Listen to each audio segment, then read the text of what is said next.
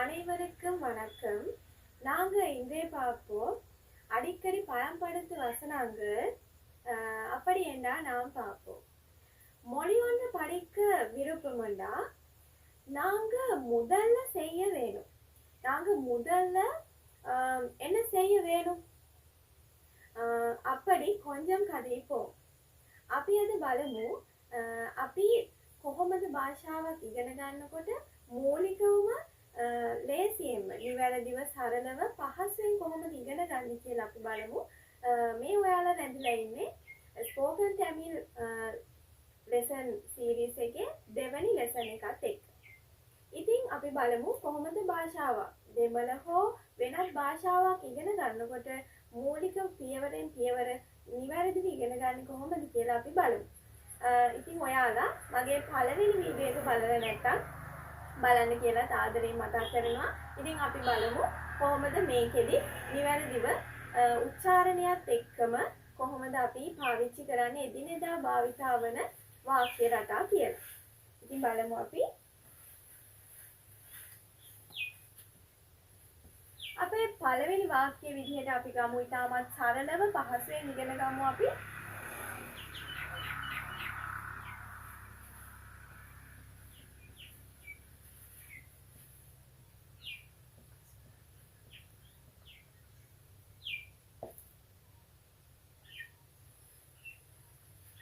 මම අද ඔයාලට කියලා දෙන්නේ ප්‍රශ්නයක් අහනකොට ප්‍රශ්නවාචී වාක්‍යයක් අහනකොට කොහොමද අපි ඒවා උච්චාරණය කරන්න කියලා අපි බලමු.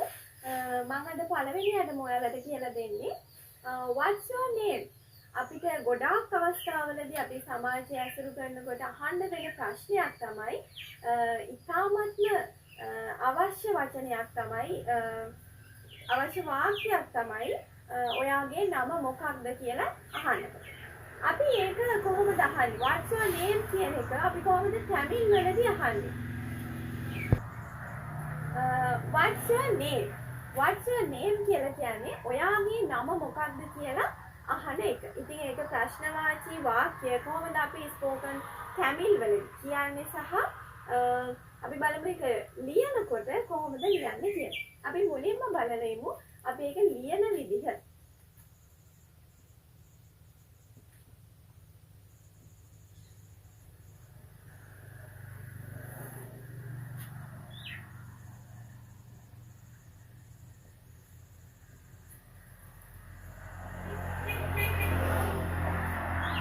உங்கள் பெயர் என்ன?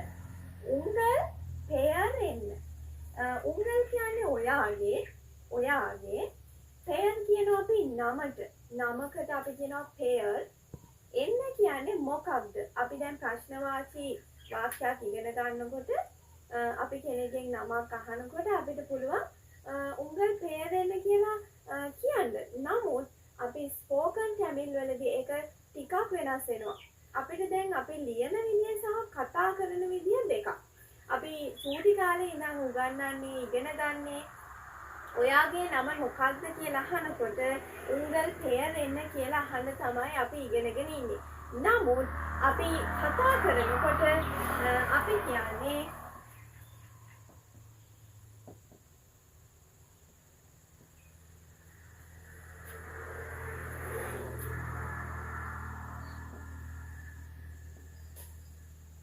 උංගඩ පෙයරෙන්න. උංගඩ පෙයරෙන්න. අපි හරි කෙටියෙන් තමයි කතා කරනකොට කතා කරන්නේ. ඒක ඕනෑම භාෂාවක පොදු දෙයක්. හැබැයි අපි ඉගෙන ගන්නකොට අපි පොතේ ලියනකොට අපි ඉගෙනගෙන තියෙන පොඩි කාලේ ඉඳන්ම උංගල් පෙයර් එන්න කියලා. නමුත් අපි කතා කරනකොට ස්පෝකන් ටැමිල් වලදී අපි කියන්නේ උංගඩ පෙයර් එන්න. උංගඩ පෙයර් එන්න කියලා තමයි අපි පුද්ගලයෙක්ගෙන් නමක් දැනගන්නකොට අහන්නේ. ඉතින් බලමු අපි ඊගාව පැටර්න් එක මොකක්ද කියලා. අපි ඊගාව වාක්‍ය රටාව මොකක්ද කියලා ඉගෙන ගමු. අපි බලමු ඊගාව වාක්‍ය මොකක්ද කියලා අපි ඉගෙන ගමු. අපේ දෙවෙනි වාක්‍ය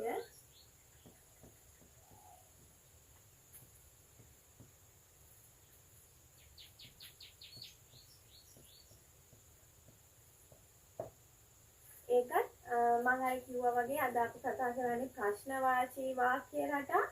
ඒ ප්‍රශ්නවාචී වාක්‍ය රටාවල අපේ දෙවනි වාක්‍ය රටාව විදිහට මම ගත්තේ how old are you? අපිට පුද්ගලයෙක්ගෙන් එයාගේ වයස අහන්න ඕන වෙනකොට නැත්නම් how old are you කියලා අපි අහන අවස්ථා එනවනේ. ඉතින් එතකොට spoken Tamil වලදී කොහොමද කියලා අපි ඉගෙන ගමු. ඊට කලින් අපි ඉගෙන ගමු ඒක අපි පොඩි කාලේ ඉඳන් කොහොමද ලියන්න ඉගෙනගෙන තියෙන්නේ කියලා.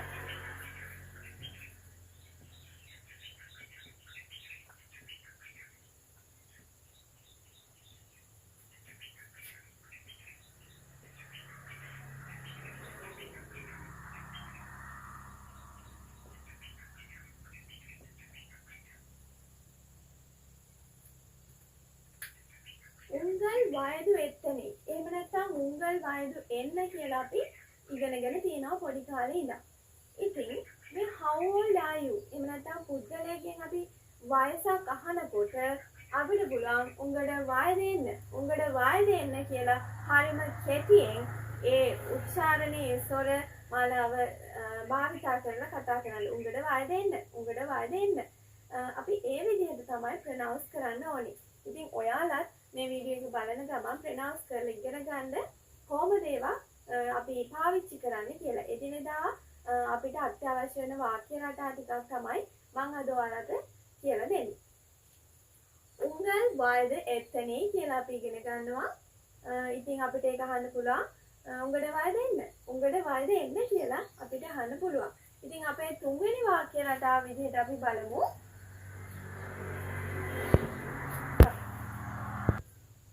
අපි තුන්වෙනි වාක්‍ය රටාව විදිහට බලමු.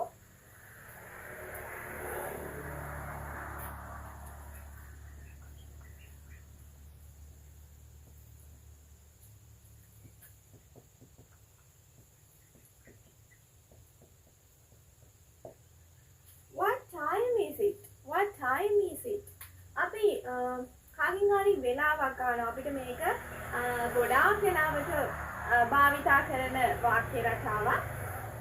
එදිනෙදා ජීවිතයේදී අපි ගොඩාක් වෙලාවට භාවිතා කරන වාක්‍ය රටාවක් තමයි මේ තුන්වෙනි වාක්‍ය රටාව.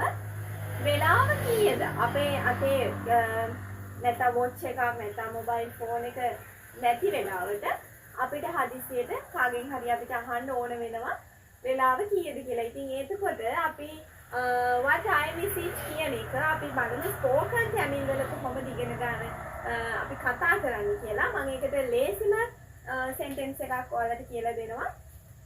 මේක නිවැරදි. money in money in එතනේ මණිකු කියලා අපිට දීර්ඝ විදිහට අහන්න ක්‍රම තියෙනවා. නමුත් ඉතාමත්ම කෙටියෙන් ස්පෝකන් Tamil වලදී අපිට අහන්න පුළුවන් පුද්ගලයෙක්ගේ money එන්න. එතකොට එයාලා අනිවාර්යෙන්ම උත්තර දෙනවා ඒ ටයිම් එකට තියෙන ඒ ටයිම් එක කියලා ඔයාලට උත්තරයක් දෙනවා අනිවාර්යෙන්ම. ඉතින් ඔයාලට පුළුවන් මේක නිතරම උච්චාරණය කරලා මතක තියාගෙන ඉතාමත් සරලව ඉගෙන ගන්න. money එන්න. what time is it?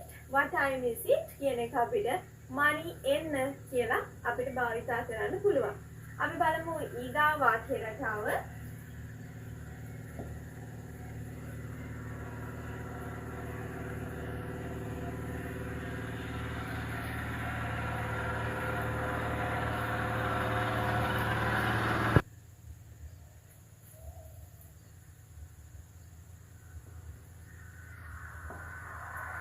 How much is this? How much is this?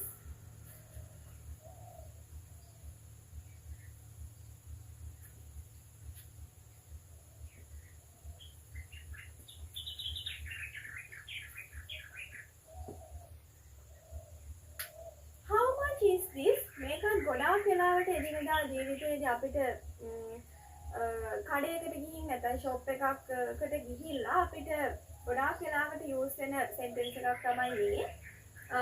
how much is this? මොනවා හරි දෙයක් අපිට මිලදී ගන්න වෙන අවස්ථාවකදී අපිට අහන්න පුළුවන් how much is this කියලා. ඉතින් ඒක ස්පෝකන් Tamil වලදී ඉදු එවලව කියලා අපිට අහන්න පුළුවන්. හරිම ලේසි සරලව ඉගෙන ගන්න පුළුවන් අපිට ඉද එවලව. how much is this? ඉතින් මොකක් හරි දෙයක මිලදී ගන්නකොට අපිට ඒකේ ප්‍රයිස් එක අහන්න ඕන වුණාම අපිට භාවිතා කරන්න පුළුවන් ක්‍රමය තමයි සෙන්ටෙන්ස් එක තමයි ඉද එව්වලු. ඉද එව්වලු. ඔයාලා උච්චාරණය කරලා පුහුණු වෙන්න නිතරම. එතකොට හරියම පහසෙන් ඉගෙන ගන්න පුළුවන් ඉද එව්වලු. ඉද එව්වලු. How much is this? How much is this? අවසාන වාක්‍ය රටාව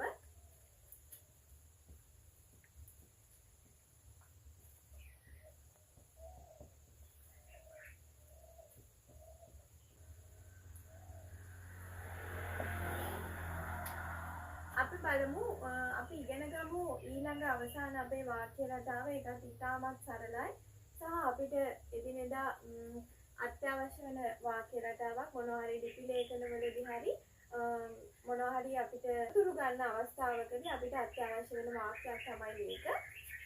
What's your address? What's your address කියන්නේ ඔයාගේ ලිපිනය කුමක්ද?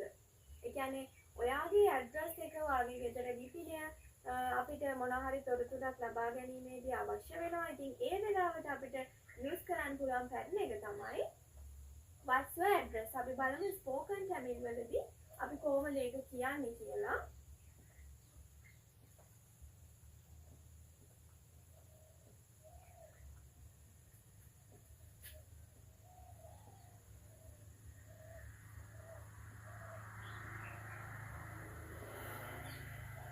What's your address? What's your address? උංගල් මුහවරි එන්න කියලා අපිට පාවිච්චි කරන්න පුළුවන්. ඉතින් අද වාක්‍ය රටා පහක් මම ඔයාලට කියලා දුන්නා. ඉතින් තවත් වීඩියෝ රැසකින් ඉදිරියට ඔයාලට පාඩම් මාලාවක් ගෙනෙන්න මම බලාපොරොත්තු වෙනවා. I hope you like this video. Subscribe பண்ணுங்க, share பண்ணுங்க, like பண்ணுங்க. நன்றி, வணக்கம்.